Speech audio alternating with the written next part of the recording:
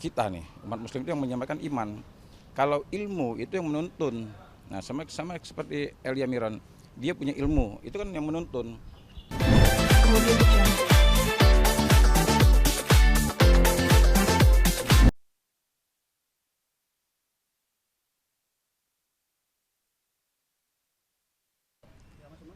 Assalamualaikum warahmatullahi wabarakatuh.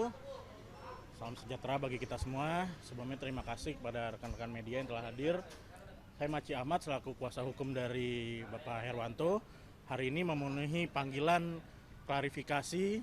Kami dipanggil untuk melakukan klarifikasi ke hadapan penyelidik lebih tepatnya, di mana atas laporan kami terhadap dugaan penistaan agama yang menimbulkan SARA, di mana kami melaporkan pasal 28 ayat 2, Junto 45 ayat 2, Undang-Undang ITE 19 tahun 2016 perubahan atas 11 tahun 2008, dan juga pasal 156 KUHP, di mana kami telah melaporkan pada tanggal 4 Desember 2023 kemarin. Dan hari ini kami mendampingi klien dalam rangka pemeriksaan penyelidikan. Tadi kami telah kurang lebih menjawab sekitar 20 pertanyaan, ya kurang lebih 3 jam lebih ya. Tadi sekitar 3 jam kami telah memberikan bukti-bukti rekaman terkait podcast dokter R ya, RL, dan juga saudara EM ya, inisial EM. Kami juga tadi sudah menyerahkan transkrip percakapan-percakapan di poin-poin mana yang tentunya yang jadi bahan laporan kami, seperti itu. Ya, tadi kelihatannya memang berbeda ya. Ini kan LPS yang kedua nih. LPS yang pertama itu memang kelihatannya dia panjang dong. Tapi tadi sedikit lah. Karena memang ini menurut saya juga ini unsur pidananya memang kuat. Jadi sehingga tadi tidak terlalu bertele-tele. Hanya ya kurang lebih 20 pertanyaan lah. Artinya sangat berbeda lah. Nah, jadi tadi kita sudah serahkan transkripnya, terus juga videonya sudah kita serahkan semua. Jadi tadi kelihatannya juga pemeriksa juga kelihatannya sudah nggak terlalu bingung juga, karena memang begitu kita tadi tonton sama-sama, memang kalimat yang benar-benar artinya menimbulkan kebencian dong. Jadi unsur dari pasal itu kan dia harus menimbulkan kebencian. Apalagi sekarang kan komen-komennya itu luar biasa banyak nih. Kebenciannya bahkan saya lihat malah lebih daripada itu. Jadi kalimat yang diucapkan Elia Miron ini kan dia bilang muslim ini menyamakan, bahkan memaksa-maksakan. Jadi Isa itu adalah Yesus, Yesus itu adalah Isa. Nah, ngapain disama-samakan, ngapain dipaksa-paksakan katanya? Dengan mengabaikan sejarah. Ini adalah iman yang mati. Nah, disitulah kalimat itu ya yang benar-benar bisa menimbulkan kebencian. Karena saya sendiri juga sebagai umat muslim ya, iman itu kan yang menyelamatkan kita nih, umat muslim itu yang menyampaikan iman. Kalau ilmu itu yang menuntun. Nah, sama seperti Elia Miron, dia punya ilmu, itu kan yang menuntun. Kalau iman yang menyelamatkan kita. Nah, sementara menurut Elia Miron itu orang yang memaksa atau menyamakan bahwa Yesus adalah Isa, Isa adalah Yesus, dengan mengabaikan sejarah katanya. Buka dong sejarah dunia katanya. Oh, kita bukan sejarah dunia lagi. Alkitab suci menurut kita ya, menurut muslim, Alkitab kita, Al-Quran itu yang paling benar menurut kita kan. Jadi kami tidak mengabaikan sejarah. Al-Quran lah yang benar. Karena tidak ada keraguan-raguan di dalam Al-Quran itu menurut kepercayaan kami. Artinya jika muslim itu mempercayai bahwa Yesus itu adalah Isa, iman kami justru kuat. Bukannya iman kami mati. Nah, di situ yang menurut saya sendiri jadi benci gitu kan. Ada kebencian di situ. Pak Mas, mungkin tadi kan pasalnya banyak tadi. Laporkan itu mungkin hukum kemana aja? Untuk ancaman hukuman tentunya pasal 28 ayat 2 tentunya 6 tahun dan denda 1 miliar rupiah. Ancamannya 6 tahun penjara dan denda 1 miliar rupiah. Adapun setiap orang yang dengan sengaja dan tanpa hak menyebarkan informasi yang ditujukan untuk menimbulkan suatu kebencian dan permusuhan yang mengakibatkan adanya pergesekan antara suku, agama, dan ras dan antar golongan atau SARA. Kurang lebih seperti itu, dan juga kami melaporkan pasal 156 KUHP 156A KUHP yang ancamannya 4 tahun penjara, seperti itu. Ini untuk KM sendiri sama untuk gimana ya? Apakah sama semuanya pasalnya atau mungkin ada bedanya?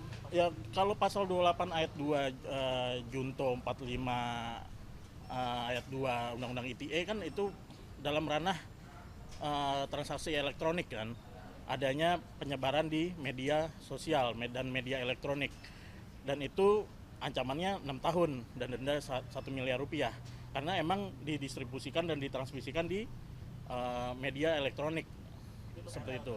Iya, dan kan siapa yang berbicara tetapi siapa juga yang mendistribusikan, ya itu saya rasa kami yakin akan kena seperti itu. Mungkin Bang Hermanto kan ini LP kedua Bang. Ya. Untuk LP pertama seperti apa Bang? LP pertama justru kemarin itu baru beberapa hari nih diperiksa nih, ada BAP tambahan yang mungkin ya dalam minggu ini mungkin terlapor akan dipanggil, ya Dr. Richard dipanggil dong. Nah, saya mau menerangkan ini ya.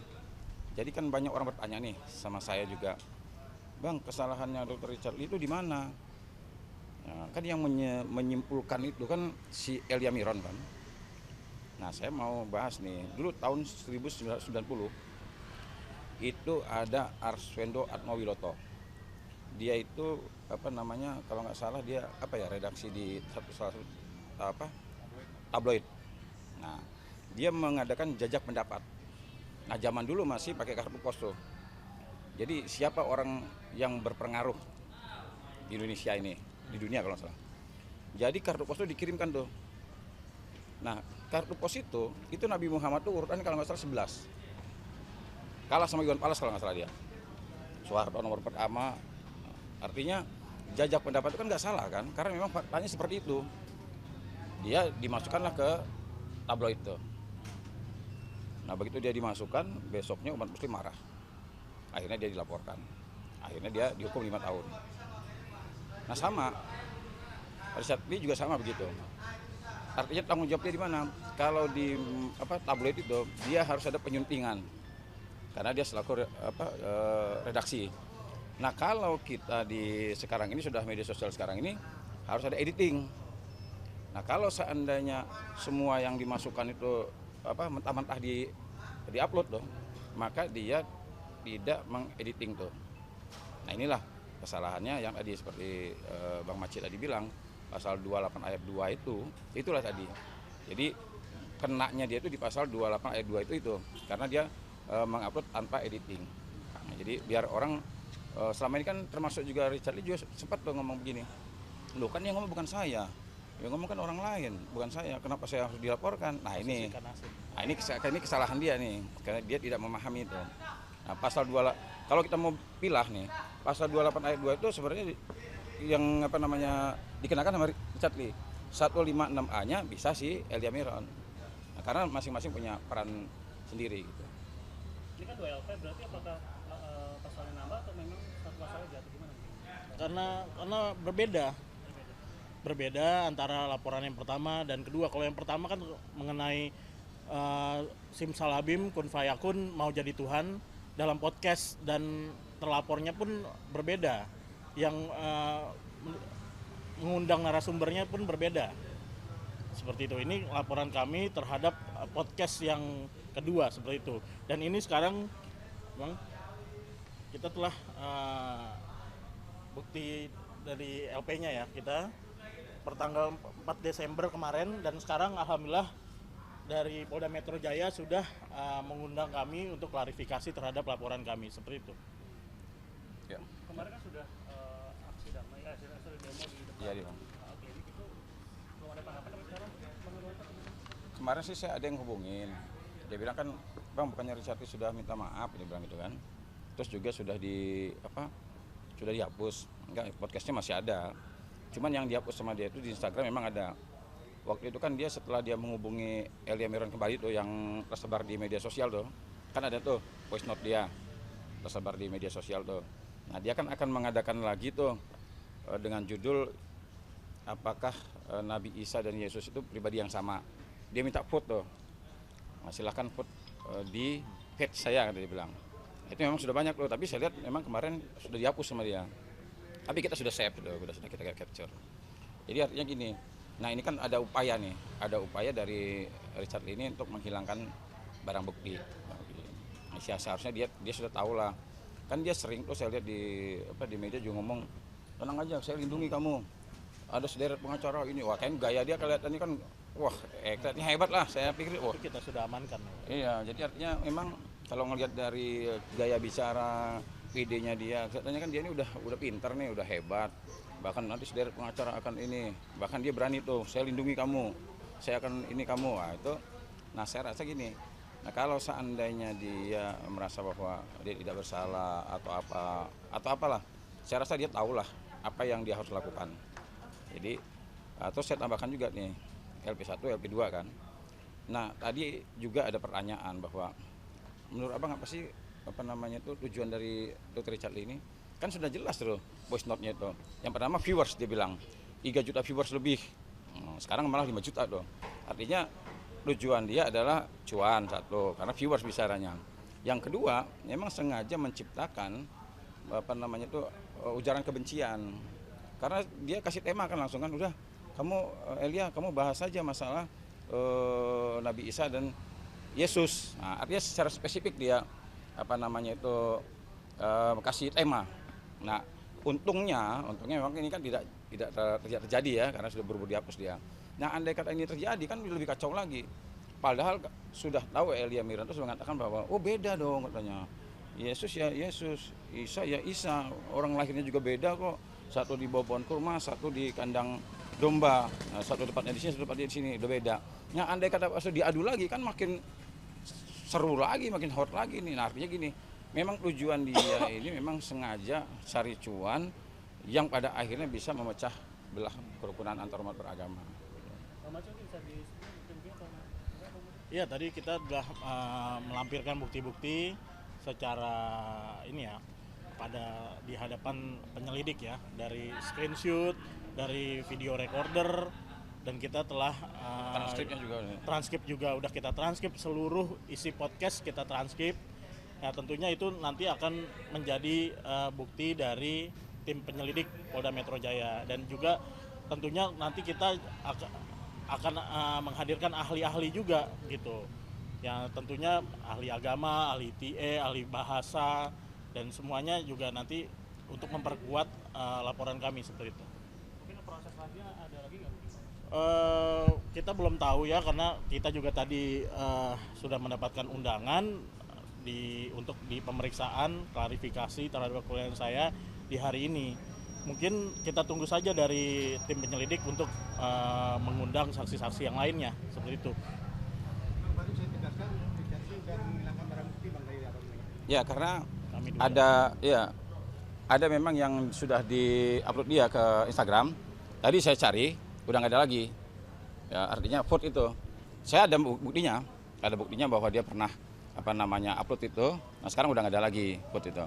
Artinya kan ini ada upaya dong, ada dugaan upaya bahwa dia ingin menghilangkan barang bukti. Sebenarnya gini, LP1 sama 2 kan, memang ada beberapa yang beda narasumbernya. Tapi LP2 ini memperkuat, ya mempertebal bahwa memang Richard Lee ini ya artinya apa yang ada di dalam pasal yang dilaporkan itu semakin kuat. Karena dari LP1, LP2 ini sama aja, bahkan LP2 ini semakin memperjelas, semakin memperterang loh bahwa inilah apa yang ada di dalam unsur pasal itu ya sudah menurut kita sudah cukup lah. Ya, harapan kami segera dipanggil terhadap terlapor dan tentunya diproses secara presisi oleh Polda Metro Jaya, di mana kami sangat puas sejauh ini, di mana laporan kami tanggal 4 Desember langsung cepat pelapor dipanggil untuk menjalani klarifikasi terhadap laporan seperti itu. Atau lagi apakah ada peluang untuk mungkin komunikasi di luar laporan? Saya rasa masih terlalu dini ya, tapi saya rasa kami fokus terhadap laporan kami, dan tentunya ini terkait masalah agama, masalah kepercayaan yang menurut kami ya kami harus perjuangkan seperti itu. Seperti itu. Menutup pintu perdamaian bagus ya. Saya juga gini, kemarin pas ada orang hubungin saya, bukannya dia sudah minta maaf bang, sudah ini. Nah saya langsung saya komunikasi dengan yang menurut saya dia sudah termasuk ulama lah. Saya tanya sama beliau, Pak, bagaimana sih kalau seandainya orang mengolok-olok agama kita? Dia bilang di At-Taubah itu ada ayat 65 sama 66. Ternyata ketika ada orang mengolok-olok agama, kita itu tidak boleh maafkan katanya. Itu ayat itu saya baca. Karena di situ saya baca sedikit tuh, ternyata Rasulullah begitu dikasih kabar bahwa ada nih yang mengolok-olok agama, Rasulullah tuh nggak mau nengok ke orang itu yang mengolok-olok itu. Sampai diceritakan di situ Rasulullah di jalan di kuda, orang itu mau minta maaf sampai kesandung dia. Jadi mungkin saking keselnya, artinya ngapain nih mengolok-olok agama itu, walaupun dalam bahasa candaan. Artinya di situ memang sebenarnya menurut agama tidak dibukakan pintu maaf itu nggak ada.